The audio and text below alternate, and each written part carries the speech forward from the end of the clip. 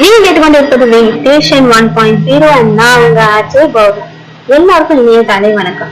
இன்னைக்கு நான் பேச போற டாபிக் என்னன்னு பாத்தீங்கன்னா, logical mind versus emotional heart. எல்லா லைஃப்லயும் ஏற்படுற குழப்பம் தாங்க இந்த சிச்சுவேஷன்ல நான் என் மனசு சொல்றதை கேட்கறதா இல்ல மூளை சொல்றதை கேட்கறதா அப்படின்னு.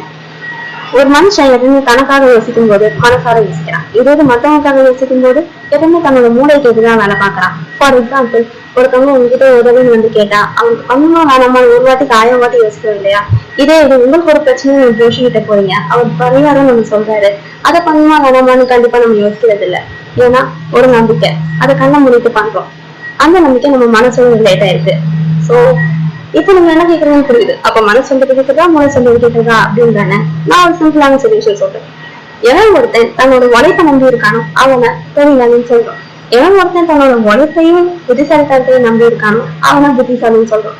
எவன் ஒருத்தன் தன்னோட உழைப்பு புத்திசாலித்தனம் அண்ட் மனசை கேட்டு வேலை பாக்குறானோ அவனை தான் கலைஞர்னு சொல்றோம். சோ கேளுங்க, உங்க மனசு சொல்றதையும் கேளுங்க, உங்க மூளை சொல்றதையும் கேளுங்க. பட் அந்த சிச்சுவேஷன்ல எது சொல்றது கேட்டா கரெக்டா இருக்கும்ன்றது தெரிஞ்சுக்கிட்டு உங்க லைஃப் டெசிஷன் எடுத்தீங்கன்னா உங்க லைஃப் ஹாப்பியாகவும் பீஸ்ஃபுல்லாகவும் இருக்கும்ன்றதை சொல்லிட்டு நான் கிளம்புறேன். அது வரைக்கும் தொடர்ந்துட்டு இந்த ஸ்டேஷன் 1.0.